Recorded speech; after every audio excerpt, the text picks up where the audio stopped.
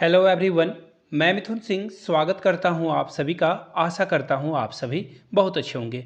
Bihar estate class 9 to 10 में जो syllabus रहने वाला है उसकी चर्चा यहां पे करेंगे। हिंदी सब्जेक्ट की बात हो रही है यहां पे, याद रखिएगा। हिंदी सब्जेक्ट में जो यूनिट 1 या यूनिट 2 जैसा भी आप समझो, दोनों से जो पेपर से क्वेश्चन बनेंगे उसके बारे में इस वीडियो में हम लोग डिस्कस करेंगे। पहले मैं आपको बता दूं, टोटल आपसे 150 नंबरों का जो है क्वेश्चन पूछा जाएगा। इस बात का खास ख्याल रखेंगे आप। टोटल कितने पूछे जाएंगे?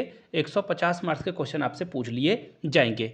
और यूनिट 1 में जो होगा, यानी कि पेपर 1 समझो या यूनिट 1 समझो, यूनिट 1 में जो है आपका कंसर्निंग सब्जेक्ट रहेगा जिससे 100 मार्क्स का क्वेश्चन आपसे पूछ लिया जाएगा।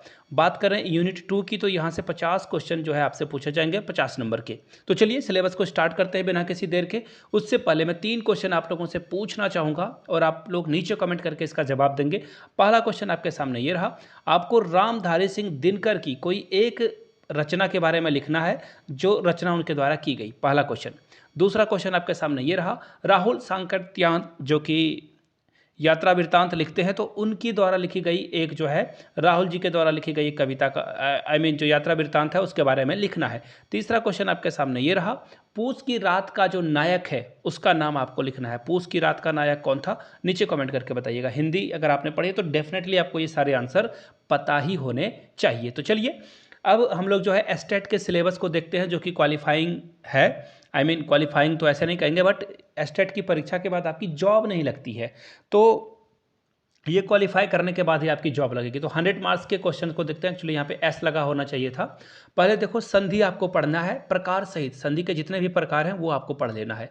फिर आपको समास पढ़ना है रचना और प्रकार सहित। संक्षेपण पढ़ना है, अनेक प्रकार के जो गद्यावतरणों के पता नहीं कैसे पढ़ेंगे इसे, के संक्षेपण से संबंध अभ्यास को पढ़ना है। पारिभाषिक एवं तकनीकी शब्द को पढ़ लेना है आपको। और उदाहरण वाक्य में जो व्यवहृत शब्द हैं ऐसे पहचानों की संख्या जो है पहचान करनी है।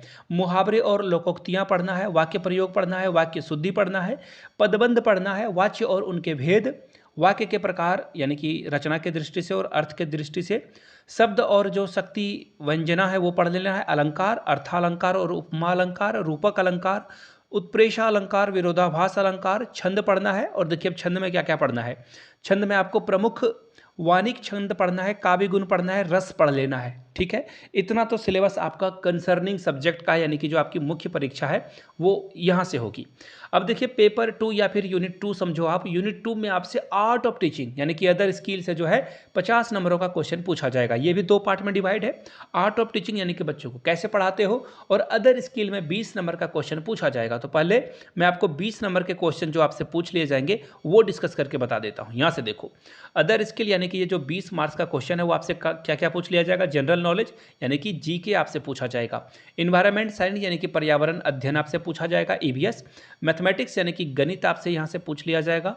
और देखो अब लॉजिकल रीजनिंग यानी कि रीजनिंग के सवाल आपको यहाँ से देखने को मिलेंगे। तो ये कुछ जो है टॉपिक हैं, 4 पार्ट में ये डिवाइड है। और 20 नंबर का यानी कि जीके 5 नंबर का, रीजनिंग 5 नंबर का, ईवीएस 5 नंबर का, गणित 5 नंबर का पूछा जाएगा। क्लियर हो गई बातें? अब जो है मैंने आपको 20 मार्क्स का क्वेश्चन का जो सिलेबस है वो बताया। अब 30 मार्क्स के जो क्वेश्चन है वो आपको मैं बताता हूं, जिसे आप बोलचाल की भाषा में पेडागोजी समझते हो। लेकिन यहाँ पे आर्ट ऑफ टीचिंग कहा गया है। आर्ट ऑफ टीचिंग में क्या पढ़ना है? टीचिंग एंड लर्निंग यानी कि शिक्षण और अधिगम, लर्निंग यानी कि अधिगम का जो मीनिंग है वो क्या है, प्रोसेस इसका क्या है यानी कि क्या प्रक्रिया है, और इसके कितने प्रकार हैं, कैरेक्टरिस्टिक, ये आपको पढ़ लेना है। आगे देखिए, teaching objectives and instruction objective. इसमें देखिए क्या क्या पढ़ना है आपको। टीचिंग ऑब्जेक्टिव यानी कि शिक्षण के टाइप में आपको क्या पढ़ना है, इसका मीनिंग क्या है, इसके कितने टाइप हैं, और ब्लूम्स टैक्सोनॉमी को पढ़ लेना है। याद रखिएगा, ब्लूम्स टैक्सोनॉमी को आपको पढ़ लेना है।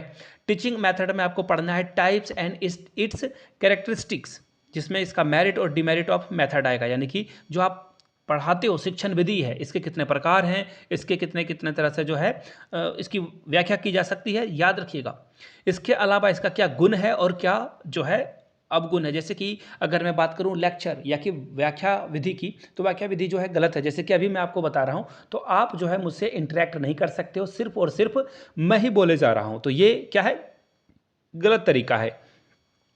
आगे देखिए लेसन प्लान आपको पढ़ना है। आपको पता है आप लोगों ने बीएड में लेसन या फिर जो भी आपने करा है वहाँ पे आपने लेसन प्लान के बारे में सीखा है। इसके जो प्रकार हैं और इसका जो फॉर्मेट लिखा जाता है वो आपको पढ़ना है, और इसका जो अलग अलग मॉडल है वो आपको पढ़कर जाना है। माइक्रो टीचिंग यानी कि सूक्ष्म शिक्षण, किसकी बात हो रही है माइक्रो टीचिंग में? सूक्ष्म शिक्षण की बात हो रही है। मुझे नहीं पता मैंने सूक्ष्म शिक्षण सही लिखा है नहीं, नीचे कमेंट करके अगर मैंने सही लिखा है तो यस लिख देना, नो लिख देना, मतलब अगर गलती हो गई तो मैं सीख लूँगा। सीखने की कोई उम्र नहीं होती है। आगे देखते हैं इफेक्टिव इकोसिस्टम ऑफ क्लासरूम, यानी कि कक्षा का जो कक्षा रूम का यानी कि कक्षा का जो माहौल होगा, पढ़ाने का तरीका होगा, आप कैसे पॉजिटिवली जो है वहाँ पे इम्पैक्ट डालोगे वो आपको पढ़ लेना है। टेक्स्ट बुक यानी कि किताब किस तरह का होना चाहिए, और पुस्तकालय लाइब्रेरी किस तरह की होनी चाहिए। टीचर की क्वालिटी क्या होनी चाहिए, बहुत इंपॉर्टेंट है, टीचर कर्तव्यनिष्ठ होना चाहिए।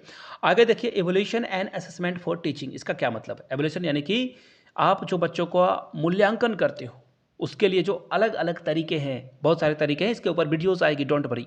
करिकुलम यानी कि पाठ्यचर्या के बारे में पढ़ लेना है। Factor affecting teaching and learning, यानी कि वो कौन कौन से प्रकार हैं जो शिक्षण को और अधिगम को प्रभावित करते हैं, ये आपको पढ़कर जाना है। तो मोटा मोटी 30 नंबरों का सिलेबस मैंने यहाँ पे डिस्कस कर दिया है।